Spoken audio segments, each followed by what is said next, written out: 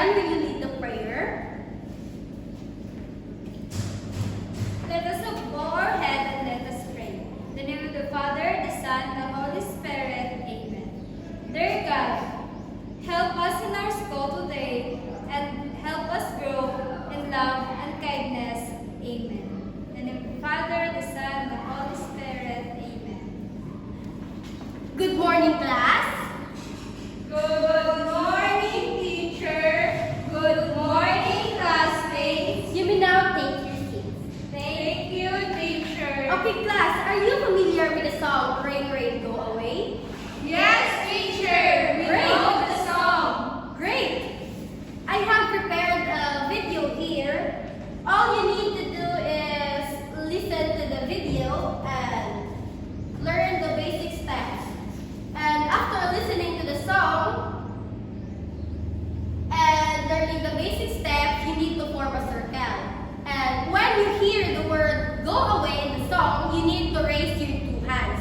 If anyone caught not raising their hands, they will be eliminated in the circle. And the last 5 standing pupils will get a prize.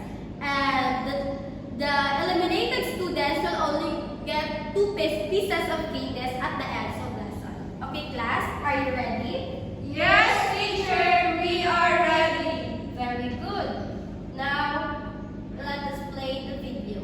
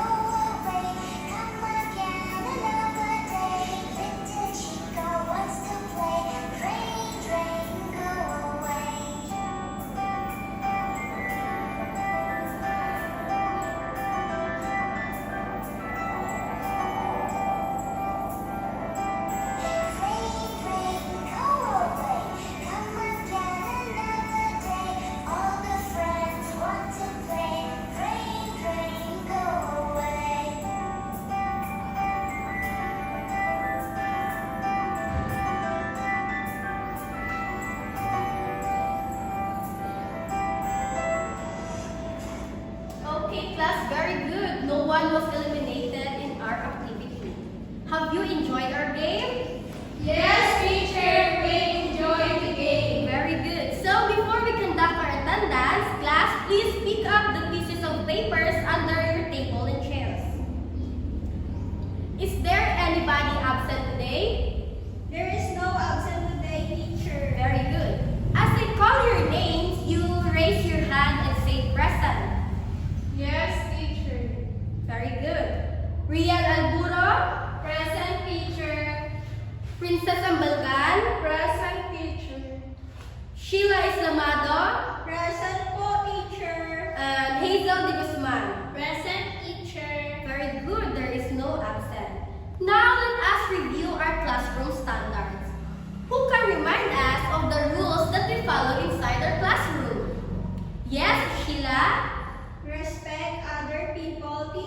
Very good. What else? Yes, Rian? Be honest, teacher. Very good, Rian. What else, Princess? Raise your hand before speaking. Listen when someone is talking, teacher. Very good, Princess. Now, please bring out your assignments and pass it to the front. Okay, was anyone who can recall our lesson yesterday?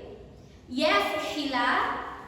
Our lesson yesterday is about the five sense organs.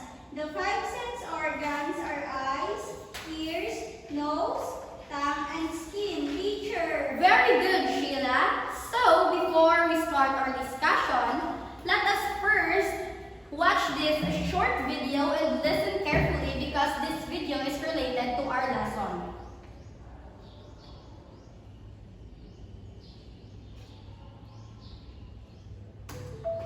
Smile and learn. Hi there. I'm going to teach you what the weather is like. What do you see through the window? That's right. It's the sun. When we can see the sun, we say it's sunny. Sunny. What do you see now? Aw, there are clouds. When we see many clouds in the sky, we say it's cloudy. Cloudy. What do you see through the window? The rain. When there are clouds, droplets fall down, and we say it's raining. Rainy. Can you see that through the window? Whoa! It's thunder and lightning. When we see thunder and see lightning coming out of the clouds, we say there's a storm. Stormy. What do you see now? Whoa! There's snowfall. When it's cold and snowflakes fall from the sky, we say it's snowing. Snowy. What do you see through the window? Trees are moving and the wind is blowing heavily. When you see things moving or flying around in the street, that's because it's windy. Windy. Repeat after me. Sunny. Cloudy. Rainy. Stormy. Snowy. Windy. Great job. Class dismissed. What's your favorite? Okay, class. What does the video is all about? Yes, Rian? The video is all about the different kinds of weather, teacher. Very good, Rian. What did you observe in the video? Yes, Princess? We observe that there are different kinds of weather, teacher. Very good, children. Listen carefully. Let us clap our hands. So, what do you think is your lesson for today? Yes, Rian? Our lesson for today, teacher, is the different kinds of weather. Very good, Rian. Okay, class, follow me as I say the names of the weather that I will show. Stormy, Stormy, snowy, snowy, cloudy, cloudy, rainy, rainy, windy, windy, and last is sunny. sunny. Very good. Okay, class, we have our activity now. All you need to do is to identify what kind of weather is given in the picture. So, who can identify those pictures? Yes, Princess, come here in front.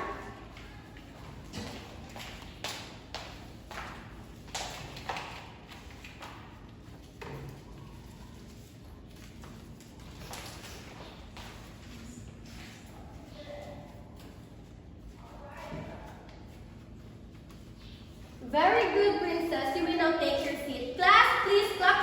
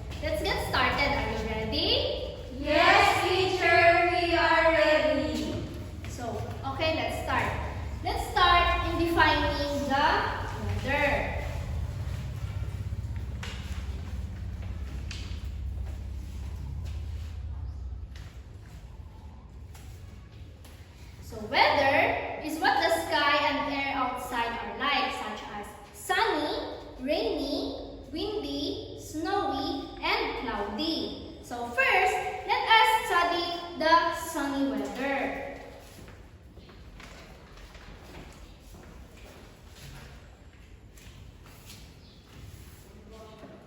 So, during the sunny weather, we can see outside that the sun shines so brightly. So we can feel hot when we are outside during the sunny day. So what are the things that we need during the sunny day?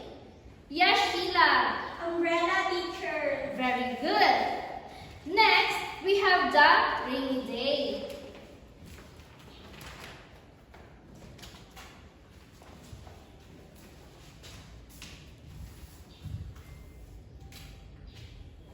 So, on the rainy day, the air is cool and the rain falls continuously from the sky. So, during the rainy day, we should stay inside to avoid catching colds, coughs, and worse, fever. Understand, class? Yes, teacher. We Good. understand. So, next is windy weather.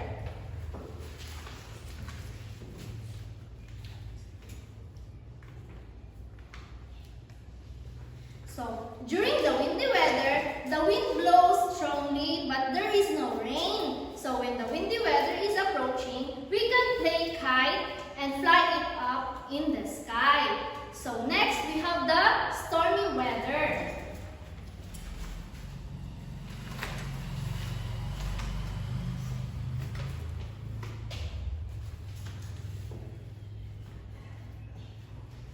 So, on the stormy weather, there is a thunder and lightning. And first, there is a heavy rain. So, there is a big possibility that there is a flooded street outside. So, it is dangerous to go outside during the stormy day. Understand, class? Yes, teacher. So, let's stay indoors, okay? Yes, teacher. So, next is the snowy weather.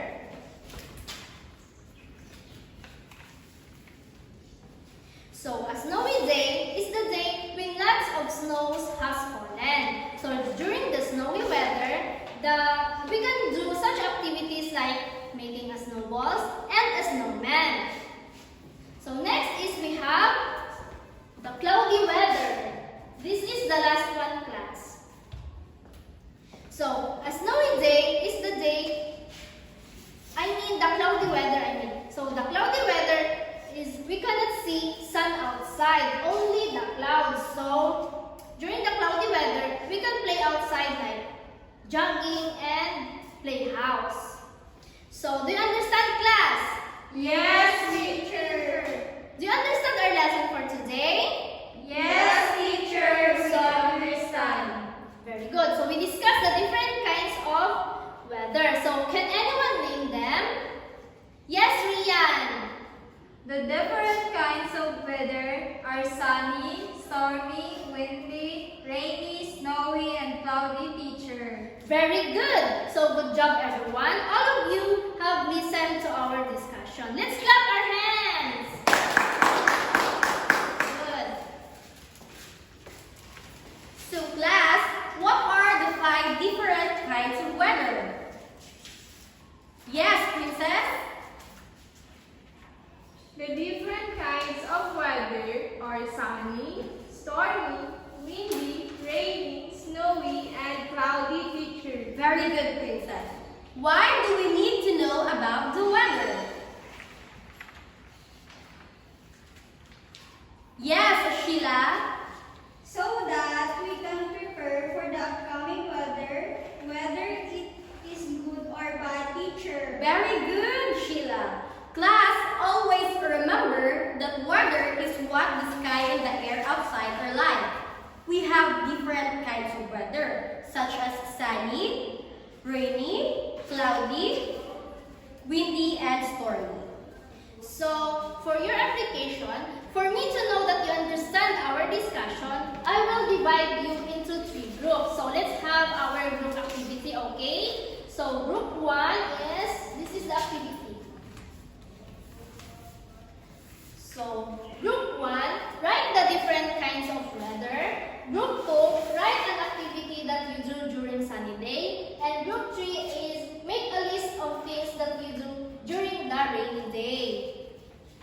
So here's our rubrics for our activity.